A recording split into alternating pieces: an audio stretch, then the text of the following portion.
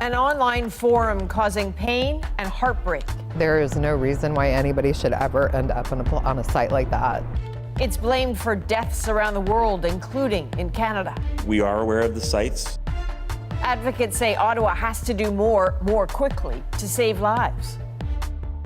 Thomas Douglas shows us a mother's journey taken after her son died by suicide and a warning. Some of the details may be distressing.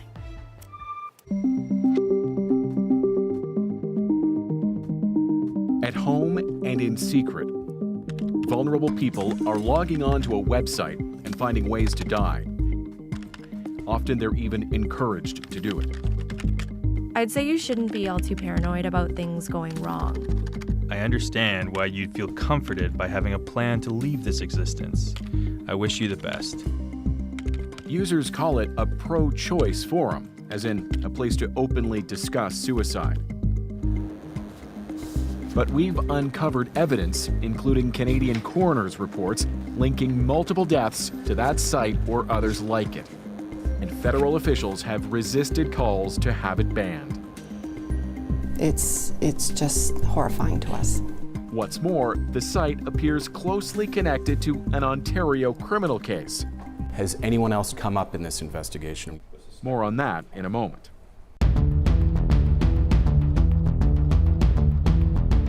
For years, families around the world have been warning about the dangers of this website. We've come to New York to meet with one mom who's fighting to get it shut down. When they learn about this site, how do people react? Like, how is that allowed? Kelly Wilson lost her son to suicide in April 2020. She found his body, then found a trail leading back to that online forum. There was different tabs that were opened up on his phone. They were all that site. I went to go look at what was going on that website and couldn't believe it. My phone. Don't you think this is like a problem? Mom, no. Kelly's son, Junior, had just turned 18 when his life was cut short. He loved his family very much, and he liked to research things. He was just like the best son ever. Kelly later moved from Texas to New York to get away from painful reminders of her loss. She leads an online campaign to have the site blocked, exposing her to social media harassment from the forum's users. It hurts the most whenever they bring my son into it, you know? Like the other day, one of them said that my son was in hell and I'm gonna be next to him soon. What keeps you going? Knowing that I'm doing something for my son. Knowing that, like, there is no reason why anybody should ever end up on a site like that. The forum is anonymous and receives some 10 million page views a month. CBC News is choosing not to name the site to avoid promoting it. It's registered in the US and access is restricted in Australia, Germany, and Italy. In the UK, major internet service providers like British Telecom recently blocked access to the suicide forum, prompting more calls in Canada for similar action. The Canadian Mental Health Association and its Ontario CEO, Camille Kenville, accuse Ottawa of being too slow to act.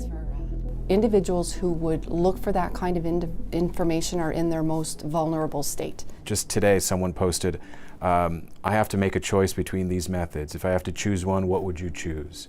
In another case, in response to another post, someone said, I wish you the best of luck in your plans. When you hear about people posting like this publicly, what goes through your mind? I think if that isn't compelling enough for the federal government to act, I don't know what could be. Two separate Quebec coroners' reports we obtained from 2021 and 2022 both recommended the CRTC take steps to restrict access to such sites. Mental health organizations sent a joint letter to the federal government last June urging Ottawa to block what it described as a dedicated suicide promotion website, a move prompted by high-profile criminal charges in Ontario. We offer our sincerest condolences to the loved ones of those we have lost due to these unimaginable set of circumstances. A former cook at a Toronto hotel, Kenneth Law is charged with abetting 14 suicides in Ontario. Investigators allege Law sold a potentially lethal substance online to clients around the world. And families suspect many of those clients were sent to him straight from that suicide forum. Noel Ramirez's father says she laid out her plans online the night she died. She ran into a person who was more than willing to coach her through this and then in turn sell her the product. Tom Parfit's body was found next to a package linked to Kenneth Law. I do know if that suicide forum didn't exist, he'd still be with us today, and I'm sure he'd be recovering. Law's alleged victims in Ontario include 21-year-old Stephen Mitchell Jr. and 19-year-old Ashton Prosser, who died within 5 days of each other last March. Inspector Simon James with York Regional Police is leading the investigation. He's only once taken questions from the media in August. Has anyone else come up in this investigation, or is Kenneth Law the only person you're investigating? Well, we're looking at the investigation from a very broad scope, but I can't get into any specific details at this time because it's still very active. Back in New York, Kelly Wilson is fighting for change in her country. If this were shut down tomorrow, what would be the immediate effect, do you think? I think it would save lives. In homes around the world, people at risk are seeking out that site. Many need help, and they're finding quite the opposite. So, Thomas, advocates say Canadian authorities have effectively ignored their calls to have this website blocked. Have they said why? The CRTC told us they don't have the authority to direct internet service providers to block certain websites, and the telecom companies say they can't do that unilaterally either. The federal government pointed us to existing legislation that already bans counseling or aiding suicide. This is separate from medical assistance in dying, which has its own regulations. I should say Kenneth Law, who we mentioned in that story, he is set to appear back in court tomorrow. All right, Thomas Degg, thank you. You're welcome. If you're in need of support, there is a new 3-digit suicide crisis helpline. You can call or text 988. Help is available 24 hours a day. Coming up, a growing number of Canadians are turning to an illicit psychedelic drug looking for relief from anxiety and depression. I'm not sure that I would still be here if it weren't for microdosing. Nick Burton breaks down what we know and what the research tells us about magic mushrooms. That's next.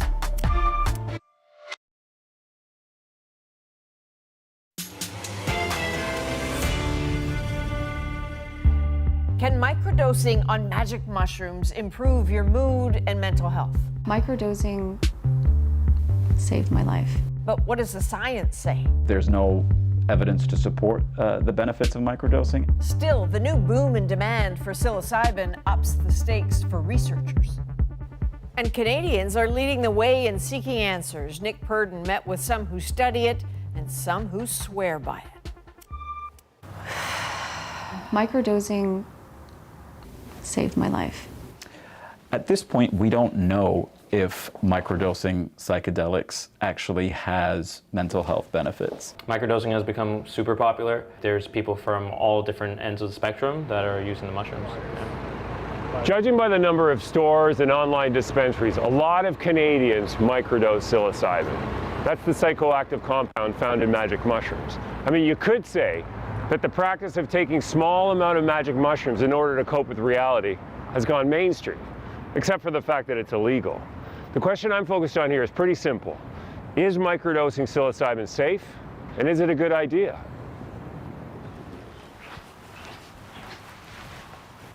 In December 2020, I found myself in the middle of this living space, curled up in a ball.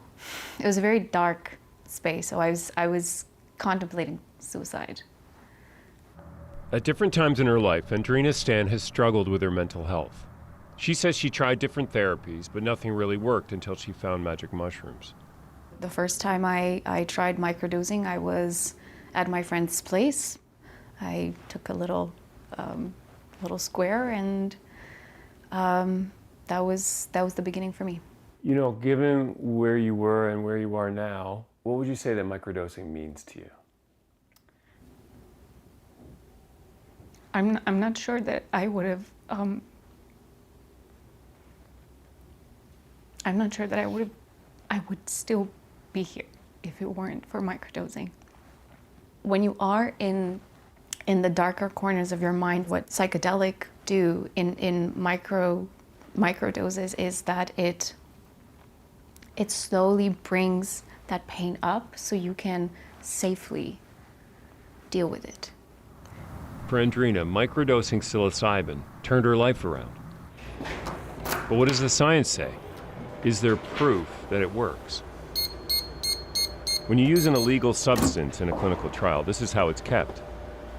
Rotem Petranker is the lead scientist trying to test if microdosing psilocybin actually works. This is the first ever microdosing psilocybin for major depressive disorder trial in the world. In their 8-week trial, Rotem and his team give the 20 participants, all of whom suffer from depression, either psilocybin or a placebo. So this is one of the tests that our subjects go through. It's called the Sustained Attention to Response Task, or SART. Rotem puts me through the test. You have to press the space bar every time a number pops up that isn't a 3, for half an hour. It gets hard to do that for a long period of time. Absolutely, and so for everyone, performance declines over time. However, we expect for people who microdose for the performance to decline more slowly over time. Rotem doesn't have any concrete results yet, but he tells me what he's observed so far. We've had some people that came in with mild to moderate depression. So some people were having a hard time getting out of bed in the morning, and by the end of the trial, they no longer meet criteria for major depressive disorder. So that's a very dramatic shift. But Rotem says don't get too excited just yet. The dose we're using is so low that many people don't even know if they've taken psilocybin or placebo. And so because they don't know what they've taken, but they come in with a lot of expectations and hopes, it's possible that just because of those hopes and because they come into the lab and they feel like they're doing something for themselves, already this affects their depression in very profound ways. And so this might be the placebo effect. The result of the clinical trial won't be known for months, but here's the thing. Science or no science, and even though psilocybin is illegal, Canadians have bought into magic mushrooms big time. I'm outside one of the first stores to open in Toronto. It's right downtown. It's called Mush Love. Meet Mush Love's head of outreach. Because they sell illegal products, he's using an alias, Bezo West. If someone comes in and they're interested in microdosing mushrooms, what would you tell them or show them? Usually I'll show them one of these, especially if it's like their first time. Some microdose capsules, 150 milligrams, so a very, very light dose. Capsule a day, sadness away. I mean, who is buying this stuff? It ranges. It goes from your regular, construction worker. It could be a person in finance in the office. It could be just an elderly couple, maybe, just wanted to add a little bit of vibrancy to their day. Mush Love opened their first store last April. Now they have 2, and they plan on opening a 3rd. There are similar mushroom stores in every city across the country. And Bezo says a lot of the demand is people looking to mushrooms to help with their mental health problems. I have seen so many people personally come in being like, oh, I'm on antidepressants. I don't want to be on this anymore. These aren't working for me. I'd rather go get mushrooms instead of going to take antidepressants that are not going to allow me to feel the way I want to feel. Still, the reality is this store sells illegal products. And while they haven't been raided, police have pressed charges at similar dispensaries across the country. Does it worry you that you work in a place that's illegal and you could have consequences? I feel like I'm doing a little bit of God's work, just helping people find a path to whatever helps with them. It genuinely makes me feel happy. What is your opinion about it being illegal? I think every Canadian should have the right to have safe, equitable, regulated access to psilocybin. I genuinely think it's going to go straight to where cannabis is. We're right there in that process. So it's very interesting times. Of course, a dispensary is happy to sell their magic mushrooms. But are they safe? The boom in magic mushrooms is also in science. Dr. Ishrat Hussain is taking me to a very unique room at the Centre for Addiction and Mental Health in Toronto. Hussain is a psychiatrist who's trying to understand if you need the hallucinogenic trip in order for magic mushrooms to be an effective mental health treatment. So this is the psilocybin dosing suite. This is where we deliver psilocybin therapy to all patients that are part of our clinical research trials.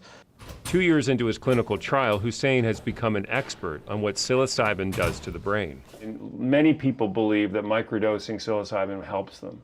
What would you say to them? You know, there's no evidence to support the benefits of microdosing, and also I would advise them to be careful of where they are procuring these microdoses of psychedelics from, because a lot of these stores that are popping up, we don't know what the origins are of where they obtain their substances. The practice of microdosing is still considered illegal at this point. You know, you warn people not to self-medicate. What concerns do you have? People who self-medicate with psychedelic drugs like psilocybin may, in fact, damage their mental health. You know, I work in the CAMH emergency department. Anecdotally, I see young people in particular coming in after using powerful hallucinogenic drugs like psilocybin and leading to really, really negative mental health outcomes, like even a psychotic episode. Ishrat sees potential in psychedelics, and he hopes his trial is one step toward developing safe and effective therapies. Adrienne has been microdosing for 3 years. She also wants people to be safe when they use magic mushrooms. There's a bit of a craze, you know, with psychedelics, and I know a lot of people, especially people my age, they just think it's a fun thing to do, even if they're doing large doses or small doses. I don't see it as something that you should just pick up and try.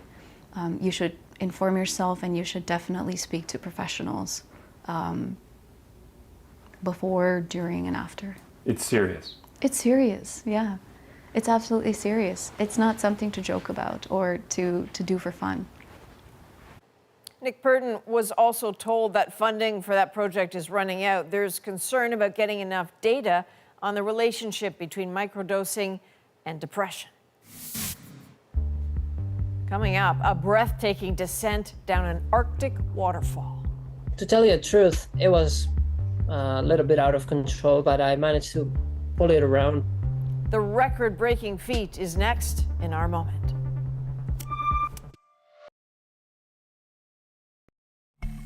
This is so wild it almost doesn't seem real. What you're looking at is a kayak dropping down a 20-meter waterfall in one of the most remote parts of the planet.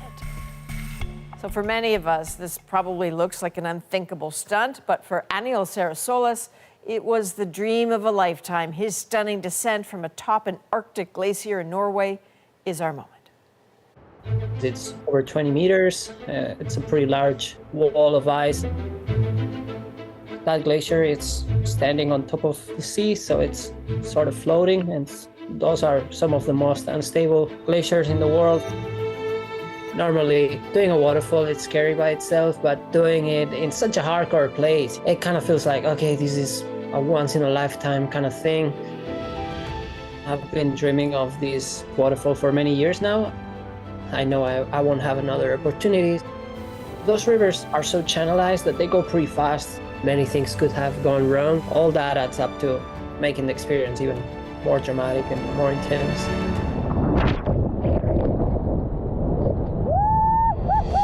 To tell you the truth, it was a little bit out of control, but I managed to pull it around. Just a crazy feeling to be able to do something like that in such an amazing location. We all have dreams, and to me, that was my dream.